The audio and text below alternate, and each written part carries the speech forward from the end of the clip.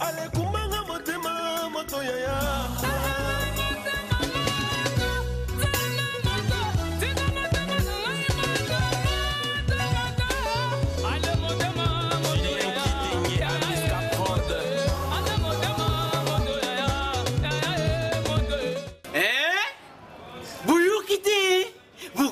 Kaka Kinshasa Nabiso Kin et l'équipe partout.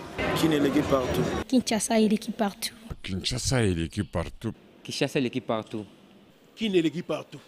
KNB Kinshasa et l'équipe partout. Mbote pe merve na bino na banda kuboze belé ko na magazine lelo KNB na bino e bandi. Ezalaka nini moi ceux ici à bota soki balingani na mobali sika abombela ye. Si soka bota olingi mobali c'est normalement faut ebisa vérité. Pour penser que so ebisi mobali vérité oboya ote o supporter yo na mwana. Et ozalani mabe makasi soki ke mobali wana olingi ye comme si omoni ke apesa kombongo acheka ka ombongo no bien ozalaka bien na ye obombela vérité okasha ke obota.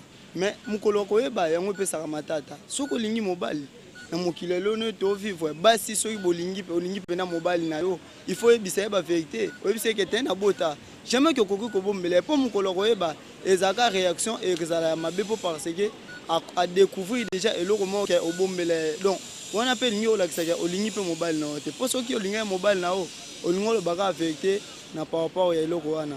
Bon, je peux dire que c'est peut-être mauvais, peut-être que c'est aussi bien parce que ici au Congo, tel que le jeune garçon, tu as un enfant, tu lui dis que tu as un enfant, il commence à te compliquer, il commence à dire que non, toi tu es là, tu es déjà une fille mère, moi je ne peux pas vivre avec toi. D'autre part, il faut dire parce qu'à la fin, il va toutefois découvrir, parce que donc s'il découvre ça lui seul, ça sera très mauvais. C'est pourquoi il faut toutefois dire la vérité, mais autrement on dit que toute la vérité aussi n'est pas bonne à dire. Je peux aussi avoir mon enfant, il n'est pas ici, donc ce n'est pas aussi grave de lui dire, parce que si je lui dis, il peut aussi me dire que non, je ne peux pas vivre avec toi, tandis que moi je suis amoureuse de lui. Donc ça va vraiment me choquer parce que je dois vivre avec lui, parce que ça va me choquer si la personne que j'aime, il est loin de moi parce que j'ai un enfant, donc ça sera trop difficile pour moi. Bon, net ezabongo soki nzele moi si par exemple ka bombeli mobali na ye ke obalingana ki na ke abota quelque part net kana ngai automatiquement la langue na boya na ngai peut-être na créer une infraction parce que ça normal peut-être lingani to moi tant qui fiançailles. Vous comprenez toujours tant qui fiançailles peut-être 5 à 6 ans. Ce que toi tu vois net qui fiançailles waza zato yebana yo zana lingana zana ni ba vérité tout ça. Ce que yo obombeli ngai. Ce que tant ngai na roya koyeba ngo après to c'est la mariage to ça ce que la tanda kudo ke zaka bombeli nga ba secret. Donc en dehors ya rowana c'est que ba secret musupe bomba mezali. Donc automatiquement ngai na roboya yo. Bon, comportement pour Nanga est vraiment bien. Pourquoi? Parce que toute vérité n'est pas bonne à dire, bien sûr. Mais du moins, tant qu'on vit vraiment il faut éviter la vérité. Parce que la vérité libère. Tant qu'on vit la vérité, au fur et à mesure que vous évoluez, vous voyez la vérité. La vérité, c'est la bombe. À tout bon, on a dans la liban plus tard qu'exploser. Au moins, les jours où beaucoup de temps à ébiquer, à ce salariat moins. Mais tant qu'on est au bombe, mon collègue risque que amour est si parce que vous me la vérité moi quoi bon par rapport à mutumussus du moins et puis c'est les jours beaucoup tani tant aux bomba et ça m'a bien makasi et puis c'est vérité sur ça bolingono ya solo a et puis ça pourquoi il y a lingo ata so ambition va venir aux ça qui y a dans besoin pour na tant au bomba ya bien té bah et puis ça mutu vérité dès les premiers jours bon mon ami parce que la vérité libère. Tant que vous avez vraiment bien été, vous avez dit que vous avez dit que vous avez dit que vous avez dit que papa wana mwana oyo botana zali abisanga lingo sana papa wana dans les sortes que so mwana beli ngana ko supporter so na ko kite oko mwana papa na di moi ayebi que papa na ya zala tant yo obombi les jours o ezaki ya ko yeba que papa wana zalaka bozalaka pe na ye ata nenga mabete mais di moi tant ayebi akoyeba que bozalaka na bokutana na ye en absence na ye. Mais tant que vous avez beaucoup d'absence, vous avez beaucoup de moi. Mais ça vraiment bien été. Dès les premiers jours, beaucoup tani. Dès les premiers jours, nous avons dragué au EBC, Babylon retour est arrivé là. Pour eux, ça n'est pas la moupayate na mato inae. Dans le cadre de la festivité et à la fin de l'année, la ambiance est la place des évoluer. impression moi esengo komona ki Kinshasa na biso maboué tout le monde a un poto tout le monde va payer belé mais tout le monde a kati ya na biso eza impression faisait normal tout congolais les place impression faisait la rane mona ngai eloko nga na koyebisa ba site mususu eza kaka batala exemple baninga mususu neti bino awa ndenge busali bazwa pe idée wana mbala sima basala pe boulé donc eza eloko ya grave te mais eza kitoko makasi bon mingi ya loba vraiment eza te miso na biso moko ezomona na yebi te soki na remercier papa na biso Joseph Kabila ndenge nini mpona azosala eleki vraiment ebele donc eleki ebele tala vraiment bankamba badécoration boye à l'époque ezalaki te mais tobanomona mwa bane oyo décoration kitoko bana bazoya bana bazofete vraiment kitoko makasi donc na osenga na bapapa nyonso be bamama nyonso baya na bana bankoto oyo mpona bafete aza vraiment kitoko makasi. Salut, c'est les jumeaux Paradis, Dani et Joël.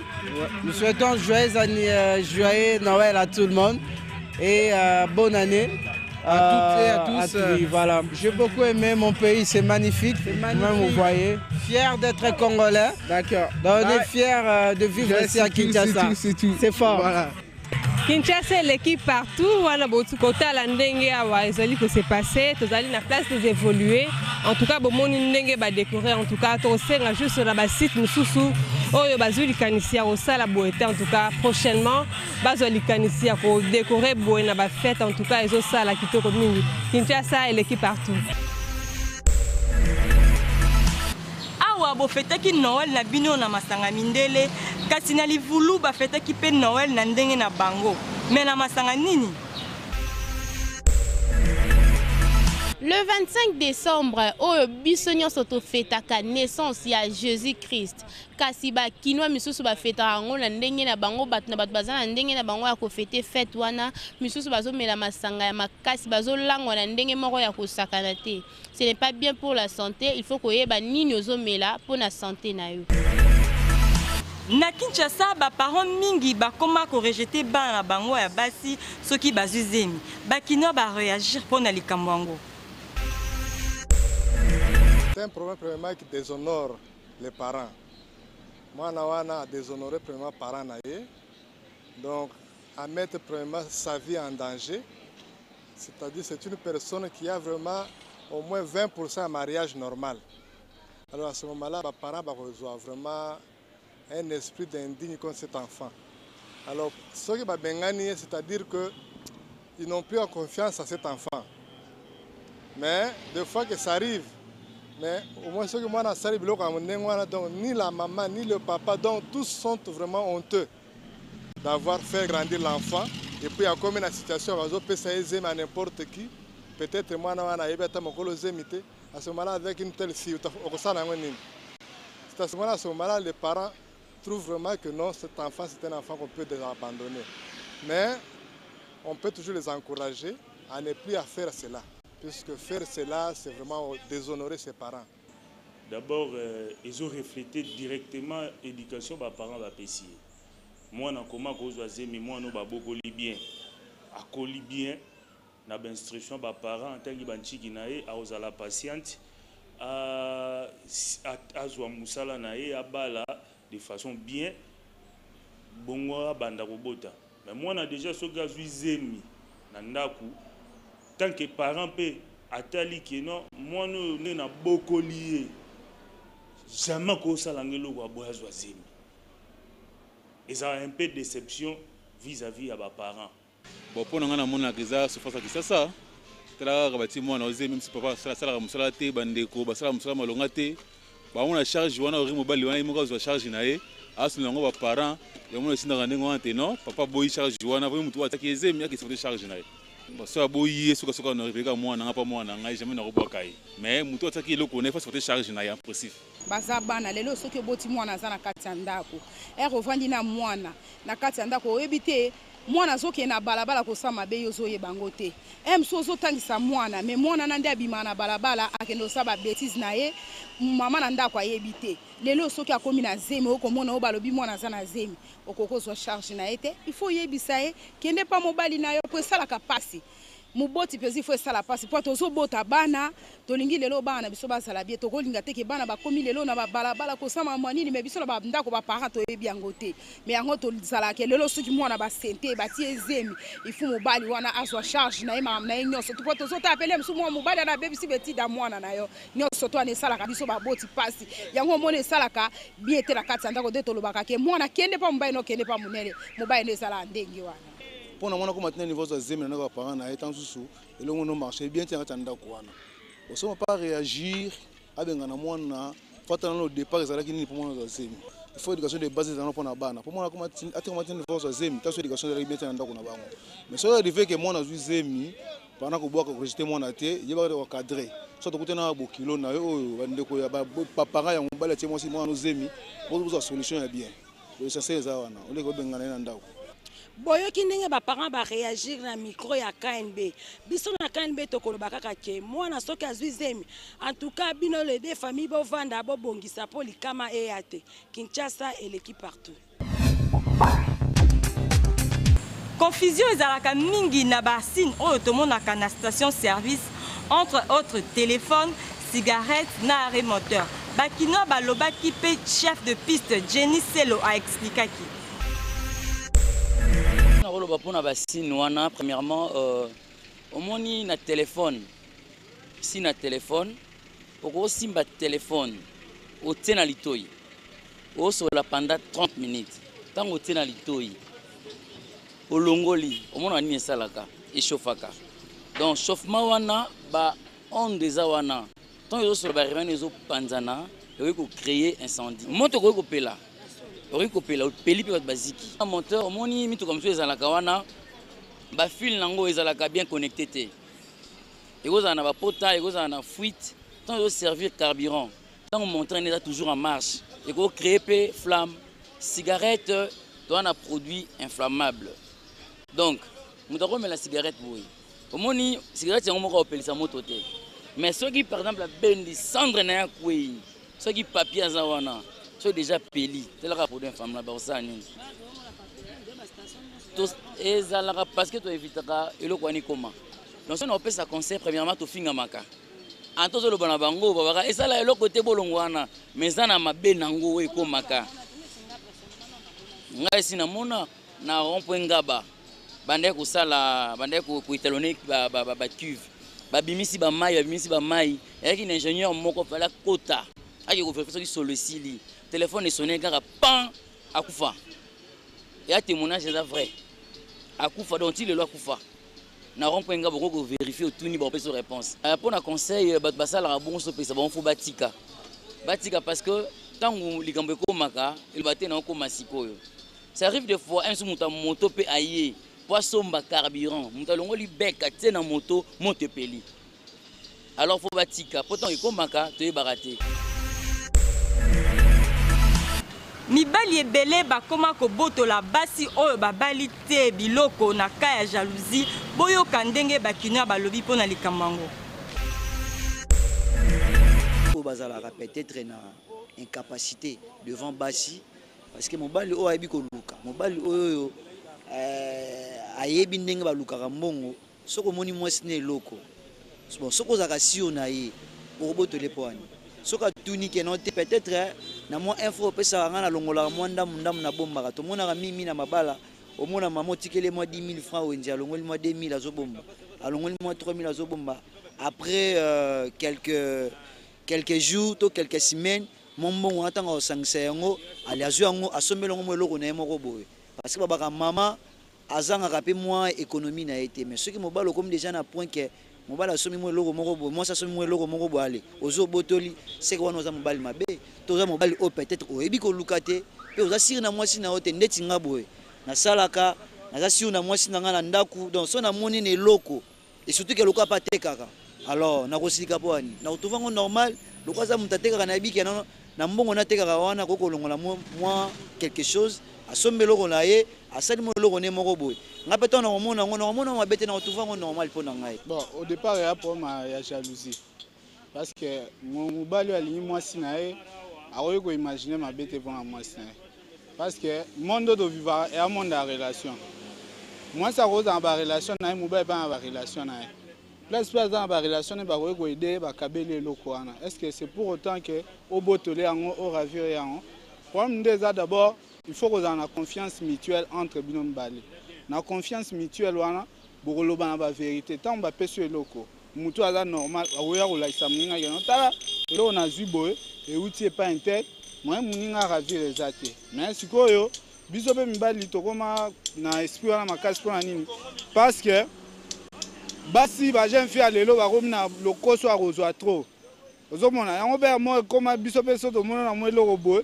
to lukana to confisquer na nous tota na nous réaction na yo tant to moni que réaction na komi pressé c'est que to kombe na rien penser to yeba place ni ozeli eloko wana yango mona ba no msu bazara a confisquer na nous pour atala na nous température à moi si réellement en place à mabe to place à malam yango nde to sala bongo bon soki to kangaka bongo dans ce sens que pona koluka kozongisa basi ere mosu na nzela po mwasi oyo olingi yo opesi mbongo te moni eloko le mosusu ya $1500 to ya $2000 bo ezolion le mosusu oza moke ye azwi eloko wana azwi yango wapi yango wana particulièrement neti ngai nalinga te mwasi na nga aza na camarade te po bacamarade bainfluensaka masi tout ça somme provenance ya babiloko wana ekutaki pa bacamarade le mosusu oyo bafonctionnaire neti biso nga fonctionnaire na affaire foncière nazwaka $180,000 180,000 francs congolais par mois. Si moi si nanga akuta na camarade mo boy, camarade za chel. Camarade za téléphone à $1,500. La ta cher. Ah, masa kabila nga chine no, na peso je pas moi sekula ngai. Eko senga siko ya tu na e provenance na zo la kawap. So ala kisi pa olinga kende. So ka ke kuna libanda. Ako yelo malade na ndako okufi botiki bana. Eza malamu te. Lorsque na kokanga yango eza pona lokoso zo kipidita ko zelo wana te mepona kozongisa zonga nzela azonga bomoto na nzela po soka zo continue na lire wana ata epa na wote ata lobi te mesika musa okende aosuka mabe c'est un peu dans ce sens là tout kanga biloko wana mais il faut bino ba jeune fille bozala un peu na molimo wana ya kolinga kozwa mingi te bo se contenter na bozu na muke o papa na zozwa to mama na to mobile na zozwa prenons par exemple talelo à l'époque akala ba papa bana obala ba maman na 14 ans 15 ans mais le lobino ba jeune fille mikolo komi 30 ans 25 ans 28 ans ndaka batata na ba maman pona nini le koso eliki bino ozo vena mobali moko zolinza muke olinga siko vena mbali 4 5 6 bolandi ndenge bakina ba réagir biso na KNB tokoloba kaka ke kokanga mutu eloko na relation amoureuse eza nango mabete na ka ya investigation eza nango mabete mais soki komi pona cop biso to regretter nango Kinshasa et l'équipe partout.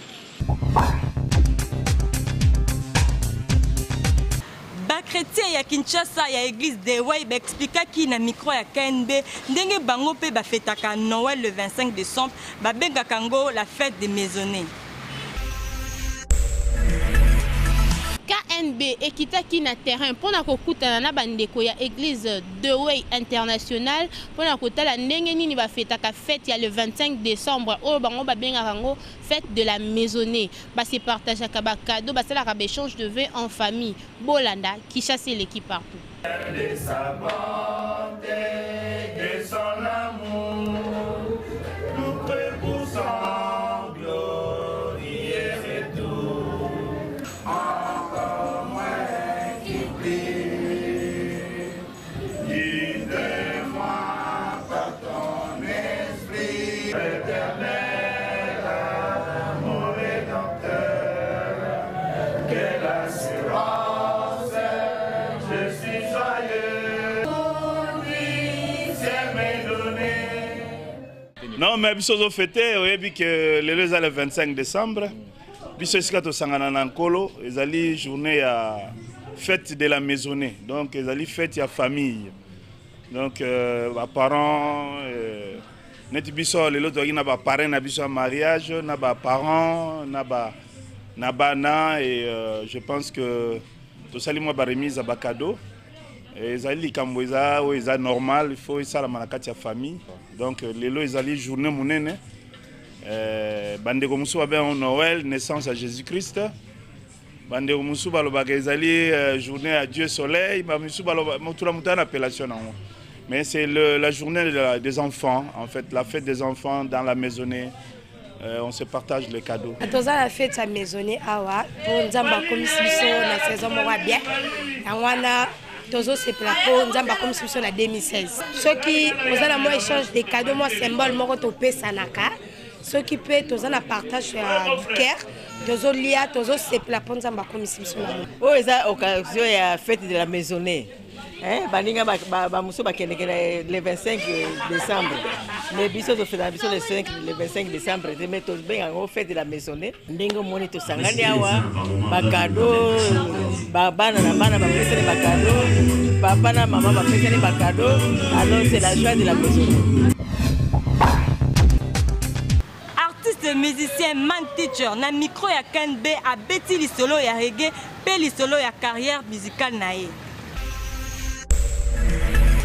Yangai en tant que Jaman, comme on a Bosuku, Mobunda et Salombo et Koko Alemba, Mokimosia Wato et Chikale Malemaka, Aolangubu, Mongandinga.